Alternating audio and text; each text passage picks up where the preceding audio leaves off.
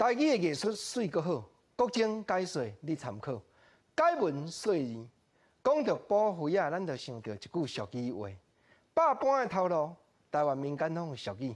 啊，有趁无趁，台湾人讲大时机啦。这句俗语话讲，小肥的食起，对啦，刷到迄句拍算你定着会晓。讲即少的困意，啊，落尾阁有一句啦，在地人咧讲，拍面皮吼。寒到半烧死啦！烧肥的食起，即少的困意，就是讲迄肥仔碗烧甲金金水水，咱就摕来卖。啊，若万不利，烧了都无水，也是讲拍气角，咱厝人家己食歹啊！即少的困意，即少啊无困被铺，无困眠床，连烧啊都毋甘摕起来用，因为烧啊即落水水，咱就摕来卖，啊，毋则有钱，通好会当养饲家庭，家己困医疗就好啊！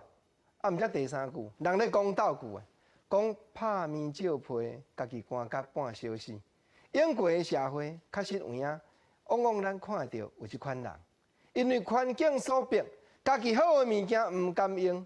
毋过时代咧转变，即当阵千万观念都要改变，家己一手艺一手专长，你毋好家己毋甘用。到落尾人流传一句话，尤其若讲走江湖，咱做戏诶遮个朋友。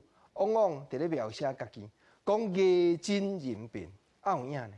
咱一手艺，咱好好啊发挥，咱着爱应用讲来照顾家己的生活，毋通讲行毋知路，有当着啊吼，真侪功夫袂晓用，也是讲时机袂晓看，到尾啊，一身躯的艺都无效呢，艺真人品呢？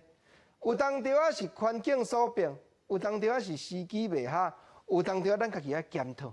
爱检讨家己讲，是毋是你黄昏看则透早？是毋是你国政啊？伫咧甲你开讲诶，讲放假你有当着啊吼，会来看做是昏觉；乌鸦你有当着啊看做红红。时机袂晓判断，这原来有影响呢。毋则台湾民间佫一句俗语话，原来真有道理。讲一时韭菜一时葱，按怎样解说？